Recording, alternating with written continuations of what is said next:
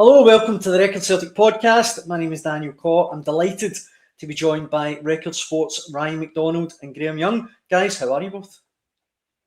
Yes, my dedication. How are you? I'm very good, thanks. Graeme, you well? Not too bad at all, Daniel. Not too bad. How are you, mate? I'm very good, thanks. Very good. Always enjoy my Celtic pod appearances, so it's good to be here. It looks like you're in one of these light shops. Do you know what? Behind it, it's very bright. Someone in the hotline, Alex, says it looks like you've got Mickey Mouse's ears behind you. And I can't get that out of my head now, but Parkhead disco light show. Well, speaking of Parkhead, that's probably the best place for us to start. Martin O'Neill 3.0, off to a winning start. After the game, Ryan, Callum McGregor, to Celtic TV, not to the press, but to Celtic TV, said that was a Celtic performance. That's the way Celtic should play. I know you were at the game. Is that how you saw it as well?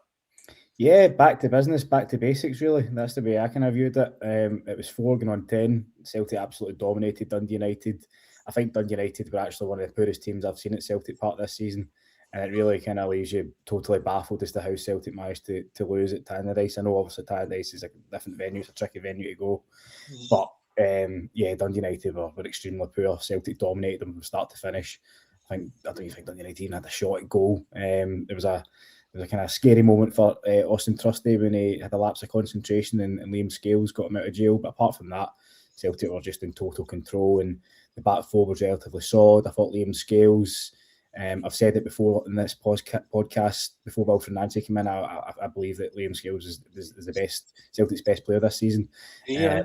Under Nancy, he was forced to play in a less centre-back position, and it's a position he clearly wasn't suited to. You know, been asked to bomb down the byline, take on players and whip in crosses. That's not Liam Scales' game. Liam Scales' game is no nonsense defending, and that's what he's good at. And he was back to his best, like the rest of the team on Saturday. And I thought Yang, another shout out for him. You know, a lot of people had him out the door in the summer, probably even this window as well, but he's quickly becoming quite an indispensable player for Celtic at the minute.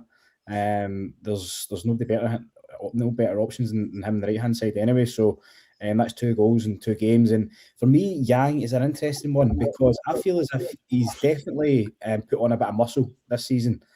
You look at his attacking wise, he's obviously his numbers are getting better, but defensively, there was a moment, I think it was in the first half, where he tracked back and stopped Dundee United breaking away in the counter, and it was just around just right in the halfway line, and he put in a tackle and it basically won back possession of Celtic and restarted the attack. And I thought it was outstanding, and he's been like that for the last few months. So credit where it's due. I know Preston North End have been linked with him. Birmingham City have a long standing interest in him, but he's one player that certainly the current state in the Celtic squad, you can't afford to let him go at the minute.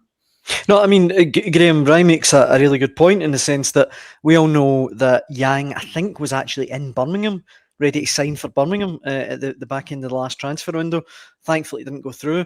I mean, you guys might disagree, but I think there was an attitude that if Yang was to go, too many people wouldn't be too bothered. But as Ryan says, he's one of the indispensable players at the minute. Every time I watch him, he's been brilliant. I know that's I've always like a broken clock and all that. I've always been in the Yang gang, you know, right? So it's been he's been a big fan, and to be fair, see, like a right-footed winger on that side, it gives him a good balance. It just works, and everything's kind of all the wee flashes in the previous seasons where you saw these wee kind of flickers off the bench. You thought he didn't look too bad in this game, or didn't look, and then it would sometimes he looked like he hadn't played football, and that's not being rude. It just his lows were so low that any of the positives, it was hard to make a case for him. But what's happened recently, he looks more physical, as Ryan made the point.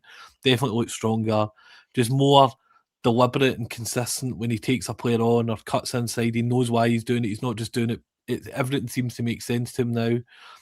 I just think he's a legitimately good player. Like not in the he's and he's still rubbish, or he plays because of this. I think he is a player on the up.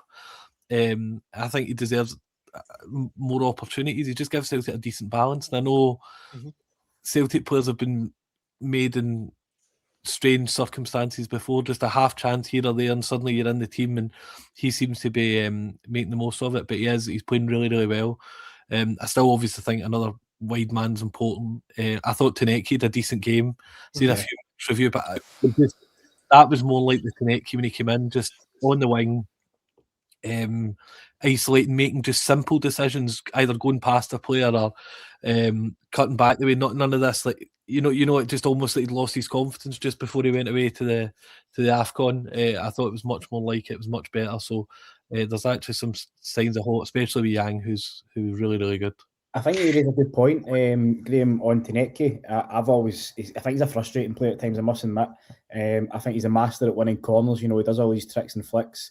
I think sometimes he delays the pass a bit too long, and then he'll get to the byline and he'll get across and he'll get a corner to ricochet off a defender. So I think his end product's been lacking since he's joined Celtic, but he could have had 4 or 5 assists at the weekend. It's just a case of the lack of kind of finishing touch up front. Otherwise, he really could have, supplied 3 or 4 in the plate. Dyson Maeda missed an absolute sitter from about 2 yards out, so that could have been an assist. So I think, you're absolutely right to highlight Taneki. I thought he was really promising, and he played on the left hand side as well. So I think that's a position that we're told he couldn't play, wasn't it? So he's certainly he's proved his worth, and I think he's obviously come back with a point as well. He's probably, he's a young guy, he's 23. He's probably read a lot of people write him off, and a lot of Celtic fans criticise him on social media. He's went to AFCON, and he's come back, and he's probably come back with a point to prove. So let's see if we can see the best of him for the second half of the season. Absolutely. Graeme, you mentioned Celtic needing at least one new wide player, and I'll come to transfers coming in a little minute. But Ryan, you mentioned Dyson Maeda there. I was quite taken by, I know it was the 4th goal, it was late on at the weekend, but his kind of lack of enthusiasm when he scored. And I don't know, basically what I'm getting at is, do you guys think he'll still be here on February the 1st? I guess I'm asking you to look into a crystal ball, but what's your gut feeling? I think for Dyson Maeda's celebration, I wouldn't look too much into that. I think he had as I say, he missed a sitter before that. I think he had quite a frustrating afternoon in front of goal. I think he was just relieved to finally score, to be honest. So I wouldn't really look too much into that. And as for him staying beyond January, I think it's in his best interest to do that, to be honest. Martin Neil let it slip in his press conference last week that he was nearly off to Wolfsburg, but you see that Wolfsburg get battered. I think it was 8-1 by Bayern Munich the weekend. Mm-hmm. So they're not exactly, if they were to reignite their interest in this window, I don't think they're exactly an attractive proposition at the minute. I know the Bundesliga, it's a bigger league, but at the minute Dyson Maeda's in that is playing. He's scoring maybe every couple of weeks, so he's right in contention for the World Cup with the Japan squad, and I think that's probably the back of his mind at the minute. You won't want you want to put yourself in the plane to USA, Canada, and Mexico this summer. So for that reason, I don't think he'll move. I think Martin O'Neill is basically hinted as well that he's had discussions with them, and he's quietly confident he's going to stay. Obviously, things can change. The transfer window, if a massive bid is submitted, it could change Celtic's way of thinking, obviously, and also Dyson Maeda's way of thinking as well. So you can never totally rule it out. But my instinct would be they'll probably stay until the summer. With the kind of threadbare nature of Celtic squad at the minute, Graeme, and I'm sure they'll bring people in, but you can't lose Dyson Maeda this month, can you? You just can't do it. No, definitely not. And I do agree with Ryan. I think it was probably the trials and tribulations of the game itself on Saturday that got him for the goal, because he's just a half yard off after this Saturday. He's good for one of these a game right now where he contrives to miss a chance he shouldn't, but at the same time, the level's been not bad the last few months, and it doesn't still feel like the Maeda of old, but it's better than what most would give you in that kind of role. I think the balance, as well, weirdly, like the way Taneki's played, if Celtic could find a proper number 9, it would actually give Celtic a Neil Maloney a decision to make. How is Maeda good enough on current form to play? But as you say, he cannot leave. Like, there's no way that this squad is not strong enough to cope with a player like that leaving. You just have to a gentleman's agreement and then look at it in the summer and see what comes from there, because it's just, there's no way, there's just not enough depth up top. I think when Balikwisha, let's be honest, it's not worked, and I don't think he is going to come back for AFCON as a new man. That's just my personal opinion. I think Taneki's a different case where he'd flashed plenty before he left. But I mean, Maeda is a must stick around for Celtic. It's just even as the number 9, he's not perfect, but he gave Celtic plenty. And he's always in and about, sniffing about for chances. I know not everyone's hitting the back of the net now, so I think he's still going to be Dyson Maeda for the next few months, an important part of the squad. Right, let's come in to transfers coming in, and I think I can start by saying the one player that's been linked a lot with Celtic over the last week or so, Jocelyn. I mean, how do I pronounce this? Is it Tabai? Tabai, I think. Tabai. Jocelyn. I think it's Tabby. Tabby, not as Tabby. Is it Tabby actually? No, I'm joking. I'm just so you Tabby cat. Jocelyn Tabai. Ryan, we understand that it's not going to go ahead now. Yeah, I think that one's hit the buffers. He has been on Celtic's transfer list. I think he was on Paul Tisdale's list for the last, definitely since the summer anyway. But we were kind of told that one was going to be unlikely. Obviously, he's got his injury issues at the minute, so it looks like that one's going to be paused for this in the transfer window anyway. It could be revisited perhaps in the summer, but it looks like that £2 million deal is going to be postponed for now. And another player who won't be joining Celtic this month, it seems, is Kyogo. What did you guys make of the notion of trying to replace Kyogo Furuhashi with Kyogo Furuhashi? Is that something you guys would have been on board with, or is it best leaving it in the past? I was probably more downbeat than most. I felt that it's easy to say this now, but there was signs that the player that kind of thrilled under Ange, and to be fair to Brendan Rodgers, I don't think it was just a Brendan Rodgers thing. I just think the player himself, I think that was one that was, the blame was apportioned towards Rodgers in the sense, you can't get the same, but there was just too many of those games. I remember his last season, or under Rodgers in general, goals against Atletico Madrid and goals against Lazio Champions League, still big moment goals, 2 against Rangers the first season, but it was moments rather than full games. I always felt under Ange that there was more to Kyogo's game, and it just started to peter a bit, and I think that's been reflected with his goal contribution in the last year. It was a disaster at Rennes, and he's been that is the criticism for Birmingham fans, that they like moments his game when he spins off and does his Kyogo style runs, but there is parts that he's just anonymous, and I think that's been too long in the last couple of years.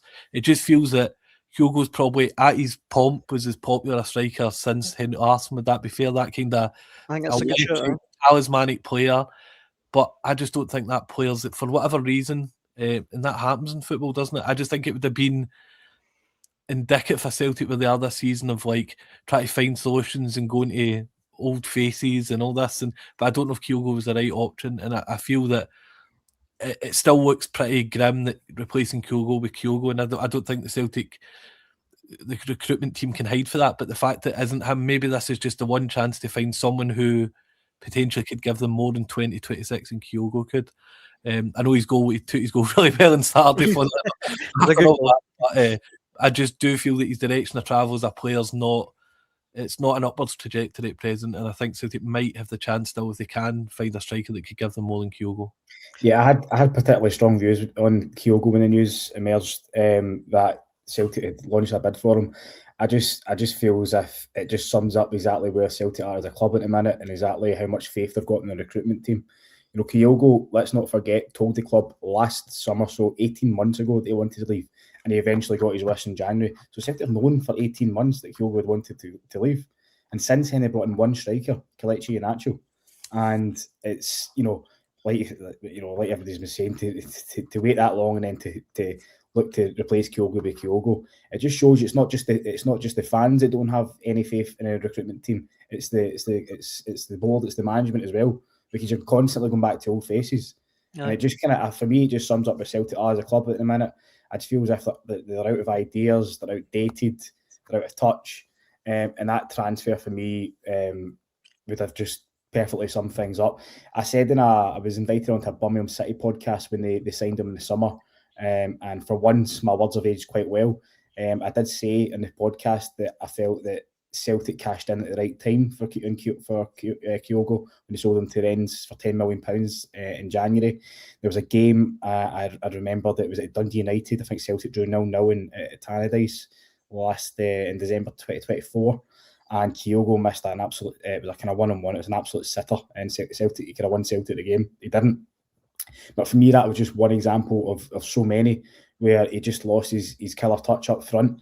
I felt that Celtic had got the peaky years out of him. He didn't look too happy towards the end as well. I don't think he quite enjoyed playing in Brendan Rodgers' system and being asked to play a different role. And since he's left, obviously he's got the shoulder issues, which I don't think have bothered him in the last 12 months or so. But he also has that shoulder issue as well.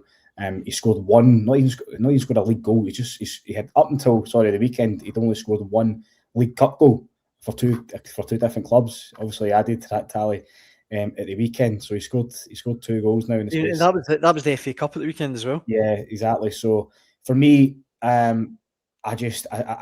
yes, I've heard the argument he would be a better option up front than Johnny Kenny and Shin Yamada. But let's be honest, that's not really going to be difficult at the minute. So for me, you need to be casting net far and wide. And surely, after having so much time to scout a striker, there's other options out there. And to me, it's absolutely scandalous that Celtic haven't got a striker in by. I mean, we're January 12th now. They should have a striker in by January 1st. Aye, I agree. I think it's absolutely scandalous that there's no additional striker in the door just now. I think Martin O'Neill finds himself in a similar situation as Brendan Rodgers did. You know, he's making it clear in the press that he needs help. He needs signings in the door and quick. Celtic can't afford to hang around. It's a massive month in January, and Brendan Rodgers is essentially saying the same. You know, he needs quality signings in the door. And for me, you know, if Martin O'Neill's to be brought back, which he has, and he's going to see out the season, the Celtic board have a duty to back him in the transfer market. Because it's quite simply, if they don't, then Celtic aren't going to win the league. You know, they'll be lucky to finish second. I mean, the one guy that has been linked with Celtic is Lorient striker Mo Bamba. He's 24, from the Ivory Coast. He's never actually played for his country, but he plays in League One in France. He has made 15 appearances for Lorient this season, and he scored 1 goal.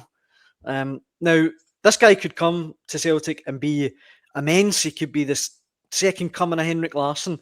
But looking at his stats, looking at his background, it doesn't really fill me with any great optimism that he's going to come in and be the answer to Celtic's striking problems. And as you say, Ryan, why was there not a striker on January the 1st? I mean, we're sounding like a broken record, but surely to goodness, they must have a list of strikers, I don't know, around the £5-6 million mark that would come to Celtic. I just think this is bizarre.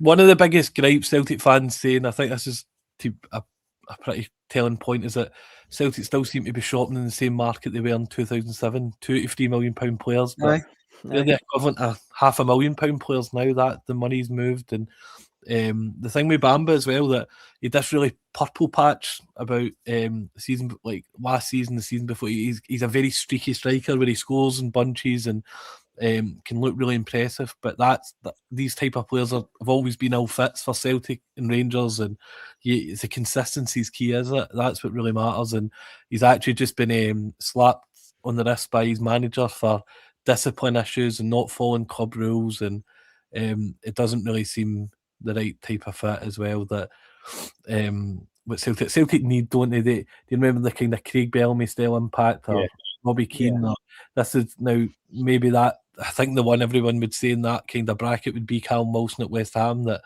who knows what we could be in his seat. I think the money he's been on in recent years, and who knows, but it's very Martin O'Neill style signing as well, because Martin O'Neill was brilliant at judging kind of players in English football who deserved a second chance or just fresh. Kind of Chris Sutton would come under that. John Hartson, more the injury reasons. Alan Thompson was another as well. They were free straight away. Celtic could just use a legitimate, proper player that takes this team, because between Tanecki and obviously we're saying about Yangs, who's going to like a world-class right winger out of nowhere, the amount of balls that are coming across the box, there's plenty of chances for a top striker. There is, the way Celtic are creating chances, even in the dark days this season, there's a striker out there who could definitely score 4 or 5 in a game. They're set up for chance after chance. It just needs somebody to put it in the net. But I think sometimes something seems too obvious, and obviously there's a big wage that would come with it. But if Cal Wilson's genuinely looking for a fresh challenge and getting kind of brought along master motivator Martin O'Neill to come and win a title, it seems a kind of move that if you're going to spend all your money in one place, maybe it's to kind of prop up his wages. I think that would be something, could be an option, but we'll wait and see. The other one, Ryan, the other striker that's been mentioned a lot over the last few days is Hibs striker Kieron Bowie. Now, he scored at the weekend and Hibs draw with Motherwell. I think that's now 11 goals for the season all in. I've heard, and this is just on social media, so it might be rubbish, but Hibs have put a price tag around £6 million on him. Is he someone that you would look to and think could fill the void?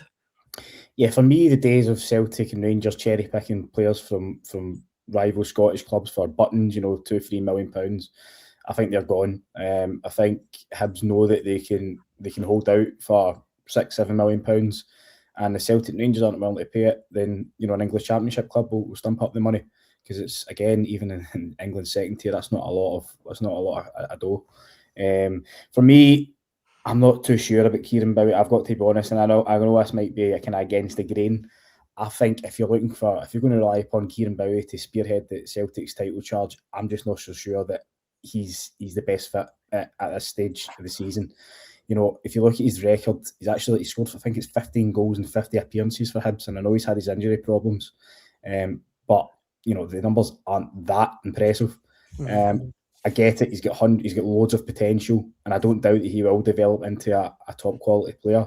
But for me, that's the key word: develop. I think he's at a very much a development stage at the minute, and I'm not so sure if it would be fair to sign him for £6 million when there'd be so much added expectation on his shoulders with that price tag as well, and to throw him into the deep end and expect him to score 10-15 goals between now and the end of the season for Celtic. I'm just not so sure that would be the best route to go down. Look, I think Celtic need to go for 2 strikers at an absolute minimum. So if he's to come in and maybe it's a second choice striker, then fine, that could be an option. But if you're going to be spending that amount of money, for me, I think Celtic be looking for him to come in as first choice. So there's no doubt, as I say, just to stress, I think he's a talented boy. He ticks a lot of boxes which Celtic are looking for in a player. He's Scottish, he's 22, he's got bags of potential. But at this stage in the season, and for what Celtic are looking for, I just feel as if they need I think they need a safer bet up front. That's just my opinion. Graeme, to be honest, I kind of agree with Ryan. Like, he is 23, Kieron Bowie, so he's not a kid anymore. But I think, as you mentioned with Callum Wilson, Celtic needs someone who's ready-made, in his 30s probably. He's been and done it. He's going to score goals. And, I don't blame Martin O'Neill or Sean Maloney for this, by the way. I mean, they've been thrown into this like everyone else. But I don't know what you think of Kieron Bowie, Graeme, but I'm not sure he would be the man, certainly for this window. Yeah, I think in a healthy environment, he's a great 1-2 punch as well. And I know he plays the way Hibs play. There's more players up the middle, but I think he'd be a great sub, wouldn't he? Yeah.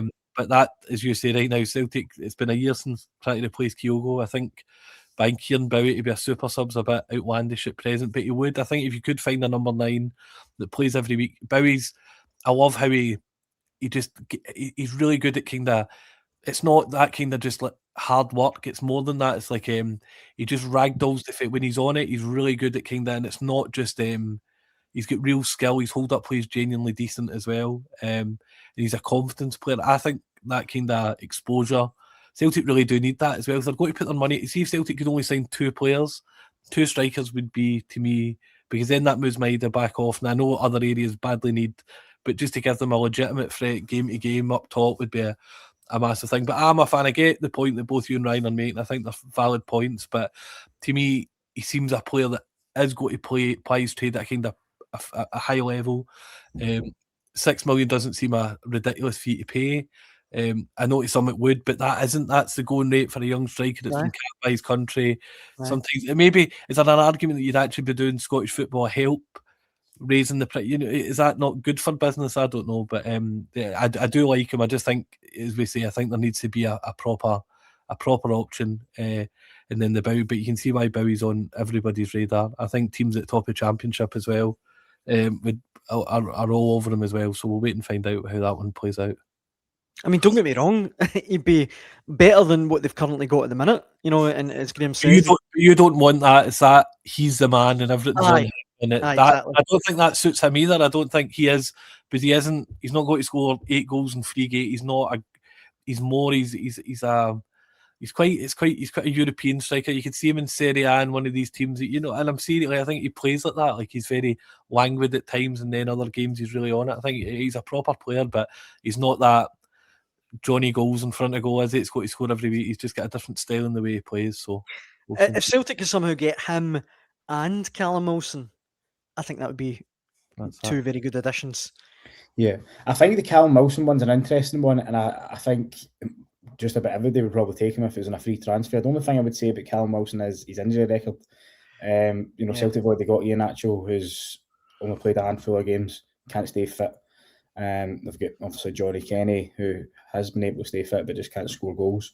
So the Callum Wilson one, although in the face of it might look as a no risk signing if you get him on a free and pay him a decent wage, whether it be a 6-month contract or 18 months contract, if you're bringing him in and then Kieron Bowie, if Callum Wilson does get injured, then you're looking at Bowie to be to again lead the line. So you're back to that square one that I was talking about just a few moments ago. So I don't know. I just feel for me, I think Kieron Bowie will go on to become, to play at a high level.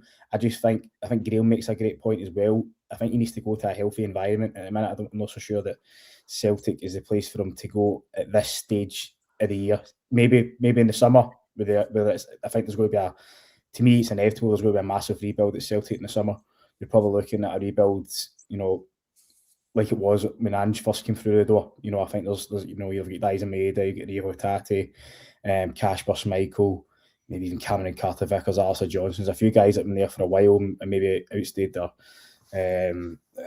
will want to go on and try different things. In Kasper Schmeichel's case, probably retire. So I think then that might be an option to bring him in. But for me, at this stage in the season, we are fighting across 3 fronts and the target's the title. I just feel it would be unfair to put that pressure on the lad's shoulders. No, I think you make a very fair point. One player who is coming back to Celtic, I don't know if this counts as a new signing, but Stephen Welsh, he's been recalled from his loan at Motherwell, where apparently, I haven't seen many Motherwell games, but he did very, very well the first half of the season. Is he someone that you guys reckon can still contribute in the first team for Celtic? I like Stephen Welsh. I genuinely feel he's the one who just, like, how the way Liam Scales has rose to prominence. I've always felt it was just a kind of circumstantial thing as well. I mean, he used to always get those really unlucky injuries as well, the games, and it seems might be really well liked at the club, really good boy. I think all the players, like the homemade players, Cal McGregor, Kieran, they've all got a real respect for him as well. And it looks like, by the sounds of it, that he's coming back to play. It's not to do a deal with Aberdeen. We can purge this if it's incorrect, but I think that is the kind of understanding that there's maybe injuries in the back line and he's got to get regular minutes. And listen, I think he's at a half chance. I'm not saying he'll need to play well, he'll need to really take advantage of it. And it was a different style under Askew, but sometimes your luck, again, it's just sliding doors football, isn't it, how things work? And he's played regular, more game time than he has in a long time. I think he's got a half chance. I actually quite like the way he passes out for the back. He's very direct and he goes for it. I think if you can just marry that, see the way Scales has been defending the last while, not getting turned or caught in weird positions. I think that was always an issue with Stephen Welsh. But why not? Listen, I think it would be another stick to beat Celtic with. There's a team line with Alston and Welsh and all these. I think there was that era of Ange where the team had moved past a kind of core player and then it's come back to that in recent years. But I've really gone, this is like when I'm sticking up for Yang. I'm going all out. I think even Welsh and Scales will share player of the year at the end of the campaign. I do think he's got a half chance, and I think he seems like a really good lad. So it looks like he might be in action very quickly by the sounds of it. So good luck to him. I think it's interesting what you said, Dan, about Michael Nixon will probably end up kind of calling it a new signing. January having him that might count as one of the new signings in the door. But yeah, I think I agree with Graeme. I think Stephen Welsh, he's always, to me, he's actually probably one of the best passers at the club. I feel as if he's always confident and composed in the ball. He has been caught out maybe one or two times defensively. I think perhaps his lack of height works against him as a centre half. But for me, I've never been in a rush to kind of get him out the door. I think he's like Graeme says, he's very well liked within the changing room. He's came through the academy. He bleeds green and white. You know, he's Celtic born and bred. So again, he'll be no rush to leave the club as well. But he is at that stage now. He's 25 and he'll probably want to play football. I did notice at the end of the game that Austin Trusty was maybe kind of carrying a wee knock on Saturday. So you wonder if Stephen Welsh's return is to do with that. That's something that we'll be asking the manager in Tuesday's press conference ahead of the Falkirk game. So you do wonder whether that is partly the reason. I don't doubt there'll be clubs interested. We know that Aberdeen have been closely monitoring the situation. So you know, I think Celtic get into the window. We're looking at bringing in a centre half anyway. So if they do bring in another centre back, then perhaps Stephen Welsh could go out again. And I've seen a lot of people also champion the case for Mike Norocki coming back because he's out on loan at the minute. But I think he's only played 8 or 9 games. And I think he spent the first three months of his loan on the bench. So I don't think that. See, with Norocci, I think the interesting one with him personally is that if Celtic are in that mode of, I don't think he's at a long-term career at Celtic. And by all accounts, he's been playing well when he's been fit. It would be he actually probably would come back in and compete for minutes. But when you're a guy who's injury, what would be the benefit of stopping a loan, bringing him in, getting him injured? I think he's almost safe if you play in a kind of more controlled environment. Hopefully, get enough games out. He's sellable as well. He is. I think that everyone can see Norocci's a decent enough player. Like he's not some bomb scarer, but sometimes it's just not a fit at a club. I just think for that reason, that's why somebody like Welsh, even with his own injury, makes more sense to come in that immediate return. But Norocci, by all accounts, there's a few usual X accounts that when he plays really well. Yeah. And it's just one of these transfers that hasn't maybe worked. Yeah, I think that's right. That's right. You know, it's different. 2 different cases. Stephen Welsh came through the system. It'll cost the club a penny. He's got a year left in his contract, and if he stays between now and the summer, then it's decent cover. But with Norocci, I think they've spent best part of £4 million to bring him in a few years ago now, and they really want to recoup their money. So if he can continue impressing on loan, then Celtic might be able to get some of that back. So we'll just need to wait and see. But I just feel, for the Norocci situation, I feel it's best just to let him see out the loan and reassess his situation in the summer. Before I let you go, guys, Ryan, you mentioned Falkirk is the next fixture for Celtic. If you're watching this on YouTube, you'll be able to see on your screen now Celtic's fixtures right through to the first week in February. But Falkirk away, then it's Auchinleck Talbot away in the Cup next weekend, then Bologna away and Hearts away, and then Utrecht at home. I mean, it doesn't get any easier. We're talking about these signings needed in. I mean, that Hearts game on the 25th of January just stands out like a beacon. That is one that Celtic have to win. Yeah, that's the one that everyone's circled in their calendars, isn't it? If Celtic lose that, that could be it in terms of the title. So it's unthinkable Celtic don't have at least one striker in by that point. It really is. But do you know what? Based on previous seasons, you just if anyone can do it, Ryan, it's this Celtic board. Yeah, you just wouldn't rule it out. They might be scrambling up to the last minute and deadline day to get a signing in. Yeah, it's four away games, which is unusual. Obviously across 3 competitions. The Falkirk midweek and Wednesday is going to be a tough game. High flying Falkirk. They beat St Mirren 2-0 in Paisley, which is always a difficult place to go. John McGlynn's working miracles there, and they're playing a really exciting brand of football. A packed house as well, so. Obviously, they've got the AstroTurf pitch, so that will be a difficult test for Celtic. Auchinleck Talbot, they might have fancied their chances if they were still playing at Beechwood Park, but obviously that's been moved to Rugby Park now. So yeah, you'd expect Celtic to get the job done there without any banana skins. And then Bologna, Celtic as well.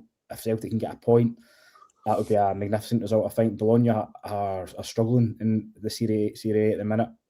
Lewis Ferguson's obviously over there. Let's just hope Barry Ferguson doesn't go hop over on a flight and he's full of Celtic fans. If he's going to go over, he might want to go over this week.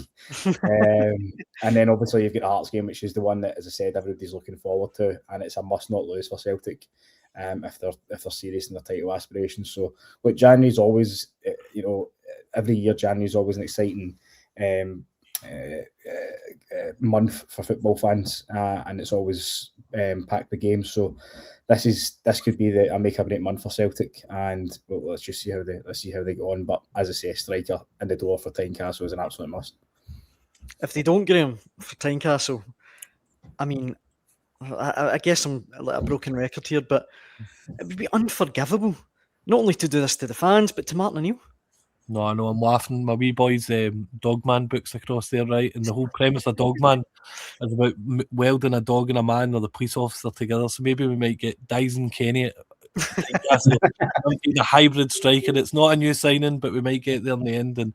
But it is getting to that. When you pointed that out there at Tynecastle, it is actually unthinkable that Celtic couldn't have a new striker. And even going to Falkirk have been so that Celtic should be ahead of the game here. And again, the fact they've done it in the past with signings under the Angera, these players lined up in December. And I know the Japanese season was completed, but able to get deals for Hatate and Maeda done quickly.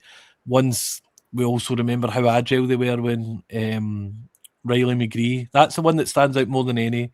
The tale of Riley McGree, where his deal falls through very quickly, they move on to Matt O'Reilly, who's obviously a better player. But just at the time, McGree was a top target, but that kind of flexibility just seems to have disappeared at Celtic. Like, that is how nothing happens quickly.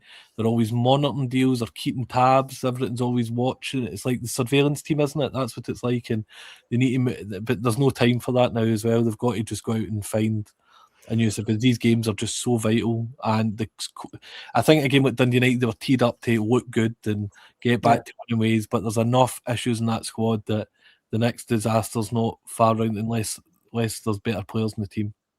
One last point to make, by the way. See, just talking about transfer windows, I think it's damning when you look at Celtic's recruitment record over the last 3 years. Celtic's last decent transfer window was probably in January 2022 when Ange brought in Rio Hatate and Dyson Maeda. If you look since then, in Ange's second season, the summer window didn't go to plan. Did O'Reilly come in January as well? He was... he came in the same January, he was the same January as well, so it was. Some window. The next, I think it was a year later, Alistair Johnson came in and he was signed around the December period. That's right, that rings a bell. But, if you're looking at a kind of general success rate of windows, that January 2022 one, they're still relying on the same players as well. Same players, The Hatate, Maeda, a year later, Alistair Johnson. So I think, for me, there's just a complete lack of imagination in the recruitment department, and probably a club top to bottom at the minute. There needs to be if there's a big reset button, I think it needs to be pushed. And that's why I think at the end, between now and for the rest of this month, I think Celtic are going to be mainly recruiting in the loan market. I think that's the area they'll be looking at. Stopgap signings, short-termism, try to get Celtic over the line in the title race, and then I think a major restructuring is going to be required across all areas come the summer. Well, whatever happens, guys, we'll be here to cover it all on the Record Celtic podcast. But for today, I think that brings us to the end of today's episode. Graeme, Ryan, it's always an absolute pleasure. Thank you, Thanks, mate. Enjoy that. And thank you very much for watching and listening at home. We'll be back next week. Cheers.